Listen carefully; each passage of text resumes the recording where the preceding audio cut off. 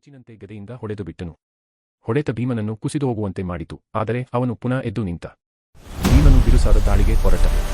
ಅವನ ಪ್ರತಿಹಿಡಿದ ದುರ್ಯೋಧನನ ಕವಚವನ್ನು ಒಡೆದು ಹಾಕಿದನು. ದುರ್ಯೋಧನನಿಗೆ ನೋವಿನಿಂದ ಕಣ್ಣುಗಳು ಕೆಂಪಾದವು. ಆದರೆ ಅವನು ಹಿಂತಿರುಗಲಿಲ್ಲ.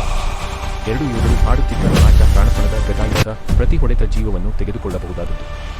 ಯುದ್ಧದ ನಿರ್ಣಾಯಕ ಕ್ಷಣ. ಗಾಂಧಾರಿಯವರ ಒಳಗಿಂದ ದುರ್ಯೋಧನನ ದೇಹವು ಕಲ್ಲಿನಂತೆ ಅಜೇಯ. ಆದರೆ ಯುದ್ಧನೀತಿಯಂತೆ ಕೆಳಭಾಗ ರಕ್ಷಿಸಲ್ಪಟ್ಟಿದೆ. ಕೃಷ್ಣನು ಭೀಮನಿಗೆ ತೋರಿದ ಎರವಳಿಯನ್ನು ಭೀಮನು ದುರ್ಯೋಧನನ ಹೊಡೆದನು. ಅಂತಿಮವಾಗಿ ಭೀಮನು ಗರ್ಜನೆ ಮಾಡಿದನು. ಈ ಹೊಡೆತ ದ್ರೌಪದಿ